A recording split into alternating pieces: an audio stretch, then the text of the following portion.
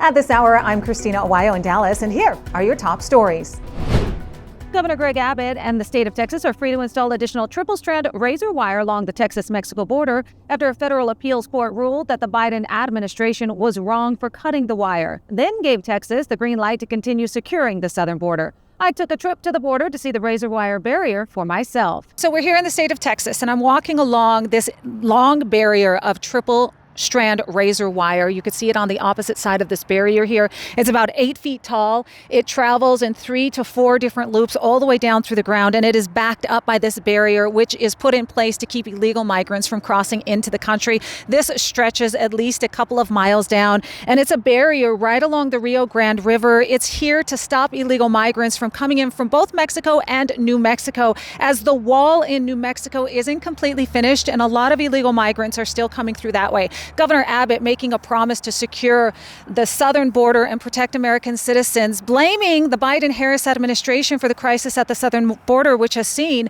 at least according to some experts, 20 million illegal migrants cross into the country, many of them criminals. Mexican immigration authorities have broken up a pair of migrant caravans headed to the U.S. border. Activists say that some of the migrants were bused to cities in southern Mexico and others were offered transit papers. President Donald Trump has threatened to slap 25% tariffs on Mexican products unless the country does more to stem the flow of migrants to the U.S. border. Trump later confirmed that Mexico's president, Claudia Sheinbaum, had agreed to stop illegal migration across the border, with Sheinbaum saying the same day that migrants and caravans will be taken care of before they reach the border.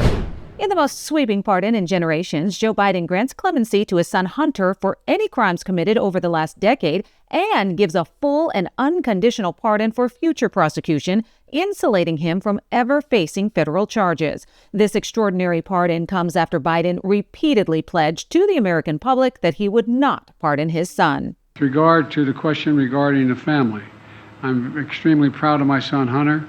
He has overcome an addiction. He's one of the brightest, most decent men I know, and I am satisfied that I'm not going to do anything. I said I abide by the jury decision, and I will do that, and I will not pardon him. Does the president have any intention of pardoning him? We've been asked that question multiple times. Our answer stands, which is no. No. No, I mean, we're not, that's not what we're going to do. Is there any possibility that the president would end up pardoning his son? No. Well, I just said no. I just answered. Go ahead. Biden saying he changed his mind because the charges were politically motivated. President Donald Trump responded to the move, saying, "Does the pardon given by Joe to Hunter include the J6 hostages who have now been imprisoned for years? Such an abuse and miscarriage of justice," he said. President Donald Trump has nominated Kash Patel to serve as FBI director, turning to a fierce defender of the country to reform America's premier law enforcement agency and rid the government of conspirators and corruption. Trump made the announcement on Truth Social. It's the latest bombshell Trump has thrown at the Washington establishment and a test for how far Senate Republicans will go in confirming his nominees. This election is keeping with Trump's view that the government's law enforcement and intelligence agencies require a radical transformation and his desire to rid Washington, D.C. of corruption once and for all. A fight broke out at midfield after Michigan stunned number 2 Ohio State 13-10 on Saturday when Wolverines players tried to plant their flag on the OSU logo and were confronted by the Buckeyes. Police used pepper spray to break up the players, who threw punches and shoves in the scuffle that overshadowed the rivalry game. A police union official says one officer suffered injuries and was taken to a hospital.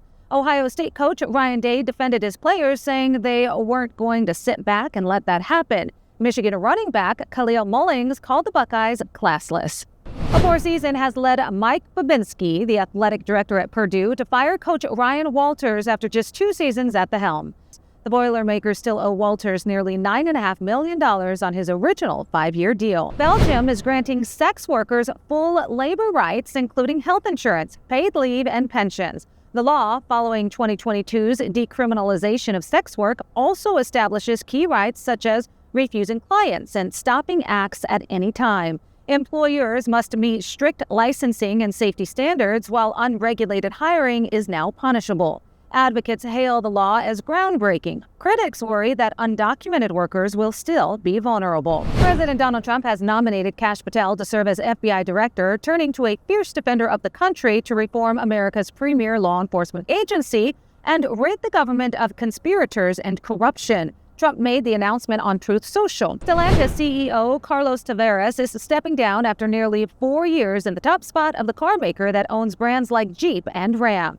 This after a continued struggle with slumping sales. The world's fourth largest automaker announced that its board accepted Tavares' resignation on Sunday. The company said the process to appoint a new permanent CEO is well underway and that a new interim executive committee will be established in the meantime. Tavares took control of the company in January of 2021 when it merged with Fiat Chrysler Automobiles. Beyond Jeep and Ram, Stellantis' portfolio also includes brands like Chrysler and Dodge. That's what you need to know at this hour. In Dallas, Christina, Aguayo, Salem News Channel.